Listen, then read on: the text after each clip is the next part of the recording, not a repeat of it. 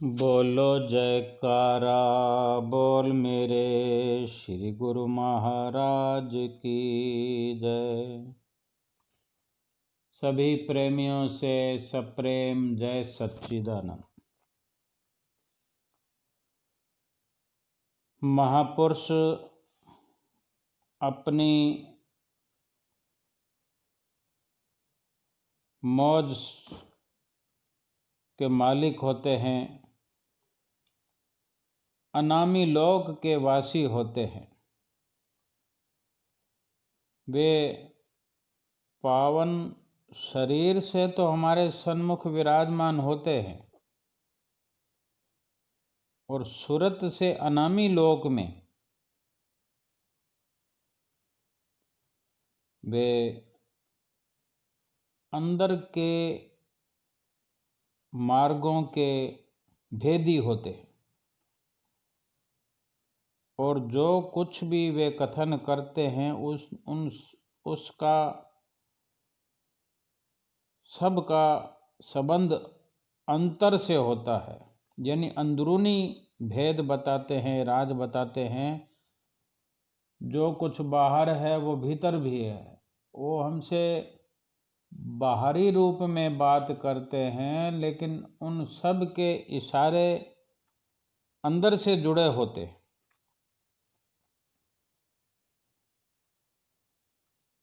श्री परमहंस अद्वैत मत के शाश्वत ज्योति स्तंभ, हमारे हृदय सम्राट परम आराध्य देव प्रातः स्मरणीय श्री श्री 108 श्री परमहंस सतगुरु देव दाता दयाल जी श्री पंचम पातशाही जी महाराज के पावन दर्शन के लिए एक बार विदेश से श्री आनंदपुर धाम में एक गुरुमुख का आना हुआ। श्री चरणों में जब उसने माथा टेका तो विनती हुई, जो गुरुमुख आए थे मत्था टेकने के लिए, उनके बारे में जैसे महात्मा जी बताते हैं, ये भगत जी हैं, ये वहाँ से आए हैं, उनके बारे में बताते हैं। तो उनके बारे में विनती हुई कि ये डॉक्टर है। तो ये सुनकर श्री गुरु महाराज जी ने सहज ही फरमाया कि हम भी डॉक्टर हैं। श्री गुरु महाराज जी ने अपने एक ही वचन में आंतरिक गहन भेद, अंदर का गहरा राज सबके सामने प्रकट कर दिया कि जीव मन के रोगों से ग्रस्त है और सतगुरु उसके डॉक्टर है। कितनी सही बात है ना। कितना स्पष्ट शब्दों में हमें अंदर के राज बताते हैं। हम वास्तव में मानसिक रोगों से ग्रस्त हैं, क्योंकि सतगुरु जो हैं हमारे लिए वैद्य बनकर, रूहानी डॉक्टर बनकर इस धरा धाम पर अवतरित हुए हैं। श्री गुरु महाराज जी ने आसान शब्दों में फरमाया कि हम भी डॉक्टर हैं। देखो कितना बड़ा फर्क है कि डॉक्टर तो वो भी हैं, डॉक्टर गुरु महाराज जी हैं, वो बहुत बाहरी डॉक्टर हैं, लेकिन श्री गुरु महाराज जी हमारे रूह के डॉक्टर हैं। मानसिक रोगों से मुक्ति का उपाय बतलाते हुए काकभूषण जी गरुड़ जी से इस प्रकार कथन करते हैं रामचरितमानस में, सतगुरु वैद वचन विश्वासा। मतलब ये हुआ कि ये जीव के मन के सभी रोगों का उपचार करने के लिए, इलाज करने के लिए समय के जो परिपूर्ण संत सतगुरु हैं वही समर्थ वेद हैं, कुशल चिकित्सक हैं, डॉक्टर हैं। रोगी जीव के लिए आवश्यक है कि वो उनके वचनों में पूर्ण विश्वास करे। अगर हमारा मन रोगी है, मन से हम बीमार हैं,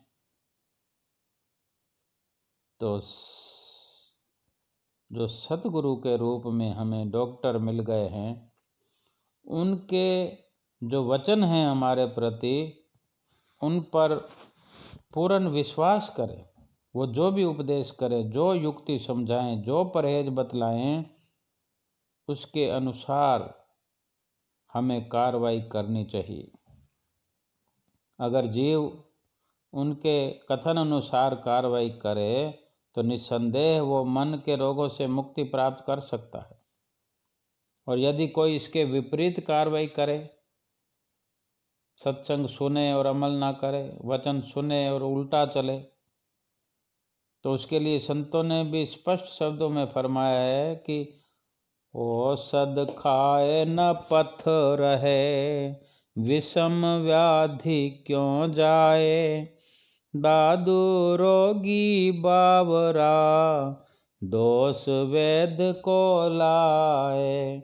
अर्थात यदि कोई रोगी ना तो दवा खाए और ना ही परहेज करे तो वो रोग मुक्त हो नहीं सकता। संत दादू दयाल जी का कथन है कि ऐसा रोगी अपनी नासमझी के कारण ही ठीक नहीं हो पाता, और फिर दोष किसको लगाता है? डॉक्टर को,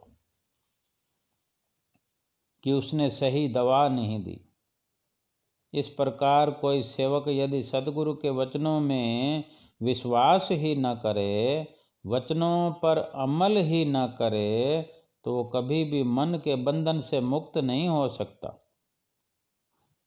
इसलिए परम संत श्री कबीर साहब जी भी उपदेश करते हैं, सतनाम निज औषधि, सतगुरु दई बताए, औषध खाए सुपथ रहे, ताकि बेदन जाए। यानी संत सतगुरु ने जीव को नाम रूपी दवाई, औषधि और फिर उसके खाने का तरीका समझाया है। जो कोई प्रेमी इसका उचित उपयोग करता है या करेगा, अर्थात नाम रूपी जो औषधि सेवन करने के साथ साथ परहेज भी करेगा, अर्थात जिस कार्य के लिए सतगुरु मना करें, सेवक को, गुरुमुख को वो कार्य नहीं करना चाहिए, ये परहेज है, तो उसकी वेदना यानी उसकी जो तकलीफ है, बीमारी है, रोग है, वो अवश्य दूर होगा, वो रोग मुक्त हो जाएगा। एक कथा है इस संदर्भ में, शिक्षाप्रद है।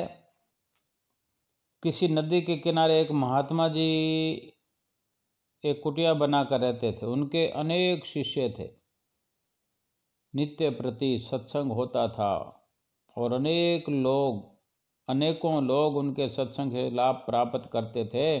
एक दिन सत्संग समाप्ति पर एक व्यक्ति उनके नज़दीक आया और उनसे विनती करने लगा, महात्मा जी से विनती करने लगा कि हे महात्मन, हे महाराज, मुझे भी नाम उपदेश दीजिए। मैं भी नाम भक्ति की कमाई करके अपना जन्म सफल कर लेना चाहता हूँ। तो महात्मा जी ने कहा, ठीक है, अभी तुम सेवा करो, नाम उपदेश भी दे देंगे। वो जो प्रेमी था वहीं रह गया, वहीं रहकर सेवा करने लगा। कुछ समय बीता तो महात्मा जी ने उसको नामदान देने से पहले उसकी परीक्षा लेना चाहिए। उन्होंने उसे बुलाया और कहा कि वो देखो नदी के किनारे नाव खड़ी है और ये ट्रंक है एक बक्सा। तो ये नदी के पार महात्मा जी रहते हैं, उनको दे आओ। नाव खड़ी है वहाँ पे, परंतु ध्यान रखना इसको खोलकर, ट्रंक को, बक्से को खोलकर मत देखना। वो व्यक्ति महात्मा जी की आज्ञा के अनुसार नदी पार रहने वाले महात्मा जी को वह ट्रंक पहुँचाने के लिए नाव में रख कर चल पड़ा। जब नाव बीच नदी में पहुंची तो उसके मन में ख्याल आ गया। मन ने ही घंटी बजाई उसकी कि भाई तू ट्रंक लेकर जा रहा है, महात्मा जी ने कहा इसको खोल कर मत देखना, पर मन कहता है तू खोल कर देख, खोल कर देख तो सही इसमें क्या है। ये मन जो है अमल करने नहीं देता संतों महापुरुषों की वाणियों पर, उनके सत्संग पर, उनके बताए हुए रास्ते पर चलने नहीं देता। और संत महापुरुष बार बार समझाते हैं मन का कहना मत मानना। अब जीव क्या करता है देखो।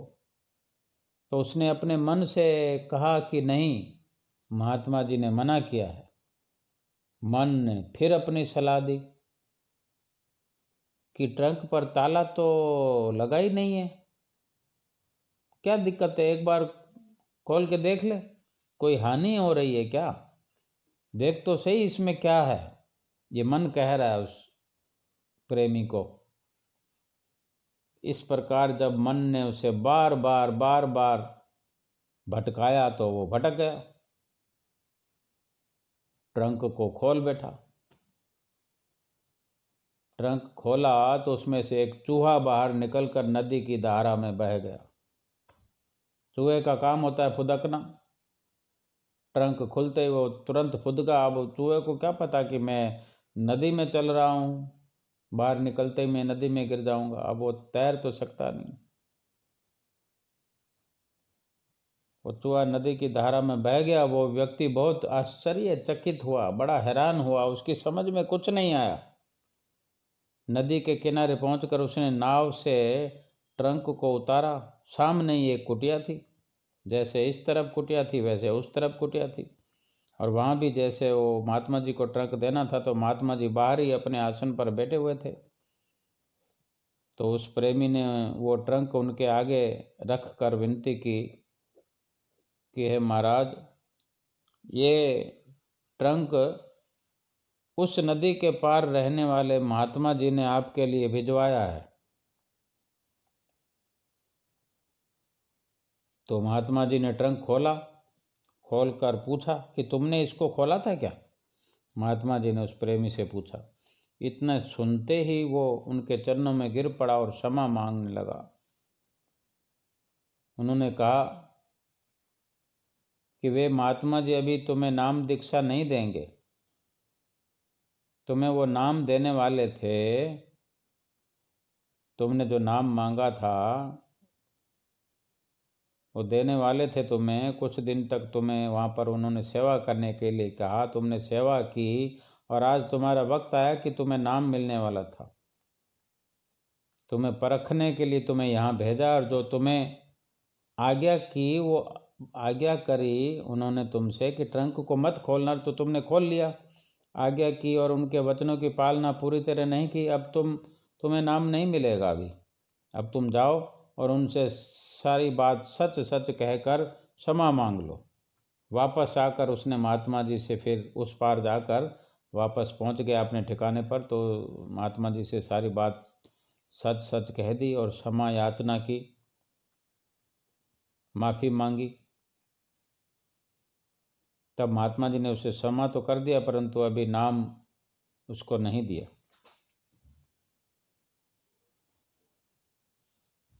नाम नहीं मिला। अब वो महात्मा जी के प्रत्येक वचन की पालना हित से करने लगा। फिर उसको समझ में आ गया कि आज्ञा नहीं मानकर मैंने ट्रंक खोला तो निकला क्या, चूहा निकला। मेरे मन ने कितना बड़ा धोखा दिया, वो सब विचार कर रहा है। तो फिर आगे से वो महात्मा जी की आज्ञा मानने लगा, हित चित से पालना करने लगा। समझ आ गई बात। कुछ ही दिनों में महात्मा जी ने उसको नाम दे दिया, क्योंकि प्रसन्न हो गए, परख लिया महात्मा जी ने, और उचित समय समझकर उन्होंने नाम की दीक्षा दे दी। वो जिज्ञासु भी बहुत ही प्रेम से महात्मा जी के द्वारा बताई गई युक्ति के अनुसार, तरीके के अनुसार पावन नाम का सुमरण करने लगा। नाम की भक्ति की कमाई करके उसने अपना जन्म सार्थक कर लिया। कहने का मतलब ये है कि सतगुरु के वचनों का अमल करना चाहिए, वचनों का महत्व समझना चाहिए। वचनों के अनुसार कार्रवाई करने वाला जीव ही मन के रोगों से मुक्त हो सकता है, और उसमें कोई परेशानी नहीं है। लेकिन हम ये विचार करें कि आज नहीं, बल्कि जब से हम सतगुरु के नज़दीकी में आए हैं, हर वक्त हमें 5 नियमों की पालना का आदेश मिला है। सत्संग के दायरे में रहने का आदेश मिला है कि हमें हर वक्त सत्य का संग करना है, सत्य के संग में रखना है, सत्य को अपने संग रखना है, सुमरन को बताए हुए तरीकों से करना है, आज्ञा के दायरे में करना है। लेकिन एक बहुत सी विचारधारा हमारे अंदर ऐसी रहती है कि हम कभी सुमरन के बारे में विचार नहीं कर पाते कि सुमरन है क्या। क्या केवल बैठ जाने को सुमरन कहते हैं, या कुछ और करना होता है? बैठकर क्या करना होता है? हम बार बार हमें पूछना चाहिए, संतों महापुरुषों से पूछना चाहिए, महात्माओं से पूछना चाहिए। और श्री आरती पूजा हम करते हैं, श्री आरती पूजा के अंदर कौन कौन से अथाह शब्दों का हम अपने मुख से उच्चारण कर जाते हैं। विचार करना चाहिए कि कौन कौन से शब्द हम उच्चारण कर रहे हैं, उनके मायने क्या है, उनका महत्व क्या है, उसमें क्या शिक्षा भरी हुई है, एक एक शब्द के अंदर कौन से गहरे राज हैं जो हमें श्री गुरु महाराज जी फरमा रहे हैं। श्री गुरु महाराज जी ने जो राज बताए हैं वो सब के सब अंदर की ओर इशारा करते हैं, अंदरूनी कार्रवाई का इशारा करते हैं। लेकिन हम केवल उन शब्दों को पढ़कर, बोलकर, आरती घुमाकर ही आरती की कार्रवाई पूरी कर लेते हैं। अगर उनको ध्यान से पढ़ें, उन पहरों को, उन लाइनों को, हर लाइन के अंदर राज भरे पड़े हैं। श्री गुरु महाराज जी ने इतनी कृपा की है, इतनी कृपा की है कि हमें और कुछ करने की जरूरत ही नहीं है। सारा कुछ उन्होंने कर दिया है। श्री गुरु महाराज जी ने हमारे लिए सब कुछ कर दिया है। बार बार विचार करना चाहिए, श्री आरती क्या है, पूजा क्या है, सेवा क्या है, सत्संग क्या है, सुमरन क्या है, दर्शन क्या है। हर चीज के बारे में जो 5 नियम दरबार के हैं और 2 घंटे का जो सिमरन बताया, उसके लिए बार बार विचार करना चाहिए कि क्यों बार बार हमें हिदायत की जाती है, क्यों बार बार हमें कहा जाता है। इसके अंदर बहुत बड़े राज छुपे हैं। श्री आनंदपुर दरबार की रचना यूं ही नहीं हुई। हम गुरमुखों को माला माल करने के लिए, सच्चे सुख के खजाने बख्शने के लिए श्री गुरु महाराज जी ने ये इतना बड़ा आलीशान दरबार बनाया है। हम हर वचन को श्री गुरु महाराज जी के खोल कर देखें, महसूस करें कि आप क्या हमारे लिए पंचम पातशाही गुरु महाराज जी हर पल हमें समझाते रहे। हमको विचार करना है, श्री गुरु महाराज जी के बताए हुए नक्शे कदम पर चलना है और अपना लोक पर लोक सुहेला करना है। बोलो जयकारा बोल मेरे श्री गुरु महाराज की जय।